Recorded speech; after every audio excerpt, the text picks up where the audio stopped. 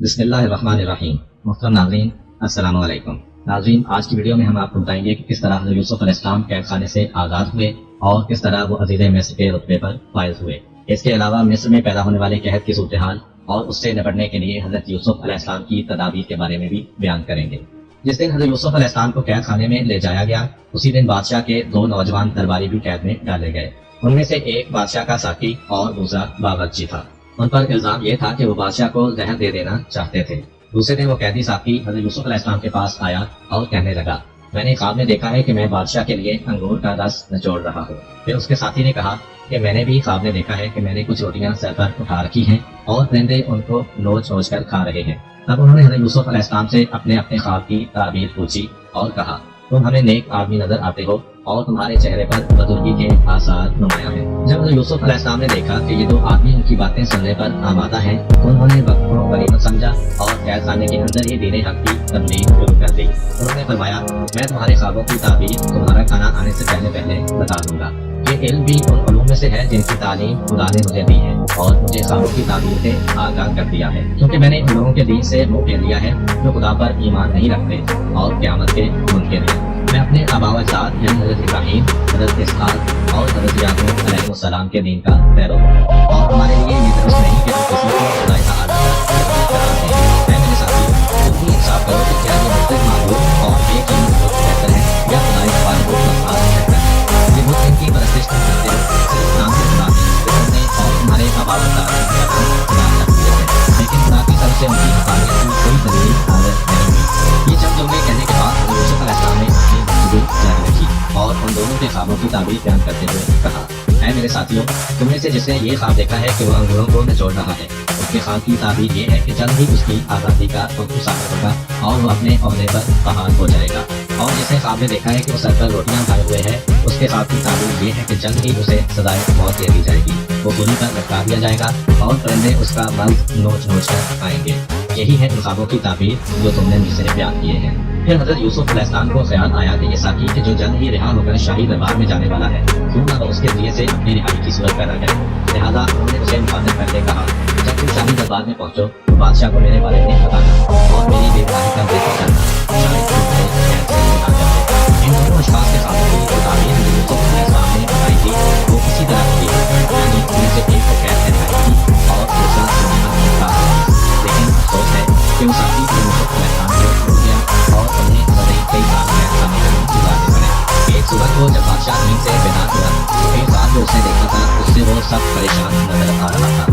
قوم کے علماء اور رؤسا کو دربار میں طلب کیا گیا اور اس نے اپنا خواب ان سے یوں بیان کیا، میں نے خواب میں دیکھا کہ 7 موٹی تازی اور خوبصورت گائیں ندی سے نکلی اور ایک سبزہ دار میں چلنے لگی۔ کچھ دیر کے بعد 7 کمزور اور بدشکل سی گائیں پانی سے باہر آئیں اور پہلی 7 گائیں کو کھا گیا۔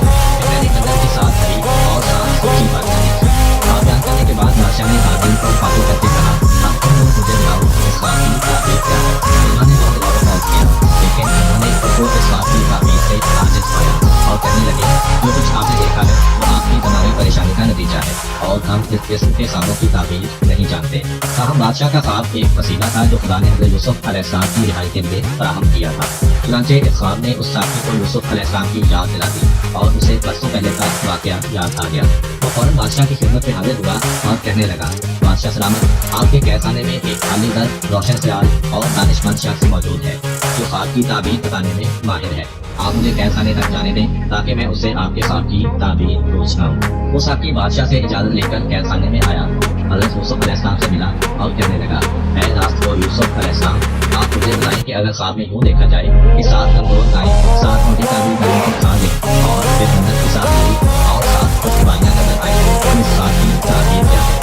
تم مجھے اس خواب کی تعبیر بتاؤ تاکہ میں قوم کی طرف لوٹ جاؤں اور انہیں اس سے مواصلت کریں۔ حضرت یوسف علیہ السلام خدا کے ایک پسندیدہ پیغمبر تھے اور انہیں لوگوں کے دین اور دنیا کے معاملات کی اصلاح کے لیے بھیجا گیا تھا۔ بس انہوں نے بادشاہ کے خواب کی تعبیر بیان کرنے کے علاوہ لوگوں کے لیے نجات اور خوشبختی کے راستے کی طرف رہنمائی بھی کر دی اور فرمایا، مصر میں 7 سال تک فصلیں بہت اچھی ہوں گی اور لوگوں کو بہت سا غلہ حاصل ہوگا۔ اس کے بعد 7 سال قحط اور سختی کے ہوں گے جن میں پہلے سالوں کا بچایا ہوا غلہ کام آئے گا اور لوگ بے حد پریشانی سے دوچار ہوں گے۔ اس کے پیش نظر تمہیں چاہیے کہ پہلے 7 سالوں میں کھیتی باڑی کو وسعت دو اور زیادہ سے زیادہ غلہ اگانے کی کوشش کرو، اس میں سے اپنی ضرورت کے مطابق صرف کرو اور بقایا کو بالیوں کی شکل میں ذخیرہ کر لو تاکہ خشک سالی اور قحط کے دنوں میں اسے کام میں لا سکو۔ تاکہ فوراً ہی بادشاہ کے پاس آ پہنچا اور اس کے خواب کی یہ تعبیر اسے بتائی۔ اپنے خواب کی یہ تعبیر سن کر بادشاہ کا چہرہ کھل اٹھا اور اس کا رنج و غم زائل ہو گیا۔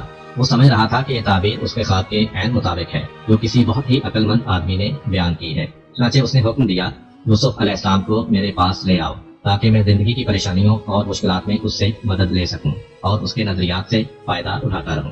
اس پر شاہی نمائندے حضرت یوسف علیہ السلام کو رہائی دلانے کے لیے قید خانے پہنچے، لیکن انہوں نے رہائی حاصل کرنے سے انکار کر دیا، حالانکہ اس وقت ان کے لیے آزادی کی بڑی اہمیت تھی کیونکہ وہ سال ہر سال سے قید خانے کی گھٹی گھٹی سزا میں زندگی بسر کر رہے تھے۔ ایک عرصے سے انہوں نے کھلے آسمان میں سورج، چاند اور ستاروں کو نہیں دیکھا تھا، کبھی آرام کی نیند نہیں سوئے تھے اور کبھی ڈھنگ کا کھانا نہیں کھایا تھا، لیکن ان تمام باتوں کے باوجود وہ اس پر آمادہ نہ ہوئے کہ انہیں معافی کے طور پر قید خانے سے رہا کر دیا جائے۔ انہوں نے کہا، میں اس وقت تک قید خانے سے باہر نہیں آؤں گا جب تک بادشاہ میرے بارے میں تحقیقات نہ کر لے، میری مثل نہ پڑھ لے اور میری بے گناہی اس پر ثابت نہ ہو جائے۔ بادشاہ سے کہہ دو کہ وہ مصری عورتوں سے یہ دریافت کرے کہ انہوں نے اپنے ہاتھ کیوں کاٹے اور مجھے کیوں تنگ کیا تھا۔ شاہی نمائندے دوبارہ بادشاہ کی خدمت میں حاضر ہوئے اور اسے صورتحال سے مطلع کیا۔ بادشاہ نے مصر کی عورتوں، جن کے نام شاید حضرت یوسف علیہ السلام نے بتائے تھے، اپنے پاس بلایا اور ان سے ہاتھ کاٹنے کے بارے میں پوچھا۔ اب ان عورتوں کو حقیقت کا اعتراف کرنے کے علاوہ کوئی چارہ نظر نہ آیا اور انہوں نے مستقل طور پر گواہی دی کہ یوسف علیہ السلام بے گناہ ہے۔ عزیز مصر کی بیوی نے بھی اپنے گناہ اور یوسف علیہ السلام کی بے گناہی کا اقرار کر لیا، اور یوں حضرت یوسف علیہ السلام عزت و آبرو کے ساتھ قید خانے سے باہر آئے۔